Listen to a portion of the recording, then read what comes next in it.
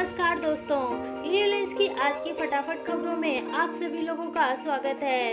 आज की इस वीडियो में हम फिर दोबारा से आपको बताने वाले हैं दुनिया भर से जुड़ी हुई एयरलाइंस और ट्रैवल से क्या क्या खबरें निकल कर आ रही है। तो वीडियो में आप बने रहें, बिना किसी समय गवाए हम वीडियो शुरू करते हैं। उससे पहले आपको बता दें कि आज की वीडियो उन लोगों के लिए काफ़ी ज़्यादा इम्पोर्टेंट रहने वाली है जो कि एयरलाइन से ट्रैवल करने वाले हैं या फिर एविएशन की न्यूज़ से खुद को अपडेट रखने वाले हैं। तो वीडियो को आप पूरा देखते रहें ताकि आपको आज की पूरी जानकारी मिल सके।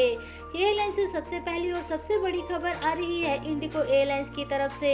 इंडिगो एयरलाइंस डोमेस्टिक मार्केट में अपने पैर जमाने के बाद अब अंतर्राष्ट्रीय उड़ानों को चालू करने की तैयारी कर रही है। यहाँ पर सबसे पहले इंडिगो एयरलाइंस का टारगेट है कि दिल्ली से सिंगापुर और मुंबई से सिंगापुर के लिए अपनी उड़ानों को चालू करे, क्योंकि अभी तक इन रूट्स पर कोई भी बड़ी एयरलाइंस कंपनी अपनी उड़ानों को चालू नहीं कर पा रही है।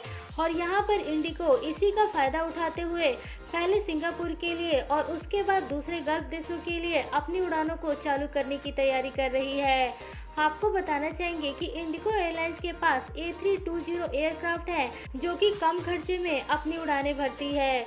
इंडिगो इसी का फायदा लेकर अपनी उड़ानों को चालू करने की तैयारी कर रही है। आगे बढ़ते हैं और अगली खबर जेट एयरवेज के पुराने CEO विनय दुबे से आ रही है।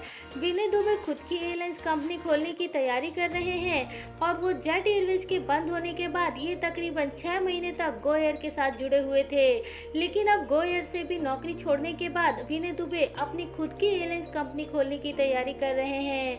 दोस्तों, आपको बताना चाहेंगे कि विनय दुबे के पास एविएशन सेक्टर का काफ़ी ज़्यादा एक्सपीरियंस है, जिसका इस्तेमाल करके ही ये खुद की एयरलाइंस कंपनी खोलने की तैयारी कर रहे हैं।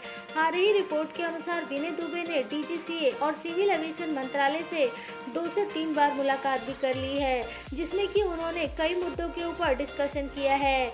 इसके अलावा दोस्तों, अगली जो खबर आ रही है उसके अनुसार ओमान की सरकार ने UK से आने वाली फ्लाइटों को अब मार्च महीने के लिए सस्पेंड कर दिया है। यानी कि यदि आप UK से सीधी उड़ानों के माध्यम से ओमान के लिए आ रहे हैं तो इसके ऊपर अब प्रतिबंध लगा दिया गया है। इसके अलावा आपको बता दें कि ओमान में फैलते हुए कोरोना वायरस को रोकने के लिए नाइट कर्फ्यू भी लगाया गया है, जिसमें कि रात के 8 बजे से लेकर सुबह के 5 बजे तक सब कुछ पूरे तरीके से बंद रखा जाता है। इसके अलावा दोस्तों, अगली जो खबर आ रही है उसके अनुसार अमीरात एयरलाइंस साउथ अफ्रीका से अपनी उड़ानों को मार्च महीने में भी बंद रखने वाली है। आपको बता दें कि साउथ अफ्रीका और दुबई के बीच में उड़ानें पहले से ही सस्पेंड है। अभी यहाँ पर अमीरात एयरलाइंस से फिर दोबारा से ये जानकारी सामने आ रही है कि मार्च महीने में भी अमीरात एयरलाइंस अपनी उड़ानों को चालू नहीं करने वाली।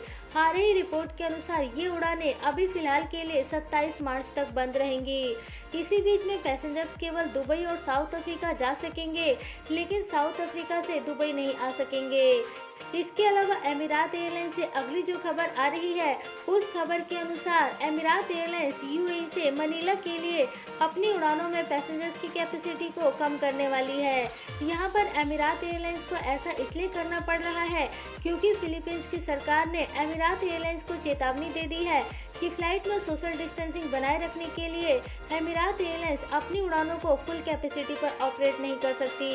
अगली बड़ी खबर आ रही है यहाँ पर इंडिगो एयरलाइंस की तरफ से।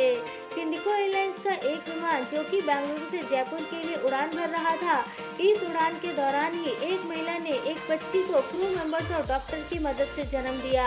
आपको बता दें कि फ्लाइट की यात्रा के दौरान ही इस महिला को अचानक से पेन होना शुरू हुआ और उसके बाद हवा में ही इस महिला की डिलीवरी को कंप्लीट किया गया। आ रही रिपोर्ट के अनुसार महिला और बच्ची दोनों ही सुरक्षित है और इन दोनों लोगों को जयपुर एयरपोर्ट पर पहुंचाने से पहले ही वहां पर एम्बुलेंस की व्यवस्था कर दी गई थी, जिनको कि तुरंत ही अस्पताल पहुंचा दिया गया। ये पहली बार नहीं है, इससे पहले भी इंडिगो एयरलाइंस के विमान में कुछ दिन पहले ही एक और बच्चे का जन्म हुआ था, जिसके बाद इंडिगो एयरलाइंस की तरफ से उस बच्चे का टिकट लाइफ टाइम के लिए माफ़ कर दिया गया था। यानी कि वह बच्चा इंडिगो की फ्लाइट से हमेशा के लिए ट्रैवल कर सकता है। यहाँ पर इंडिगो एयरलाइंस इस बच्ची को भी यही ऑफर करेगी। अगली बड़ी खबर जो आ रही है वो सलाम एयर से आ रही है। ओमान की एयरलाइंस कंपनी सलाम एयर को यहाँ पर एशिया का यंगेस्ट फ्लीट का अवार्ड दिया गया है। आपको बता दें कि सलाम एयर के पास काफ़ी नए एयरक्राफ्ट हैं, इसलिए इस एयरलाइंस कंपनी को ये अवार्ड दिया गया है।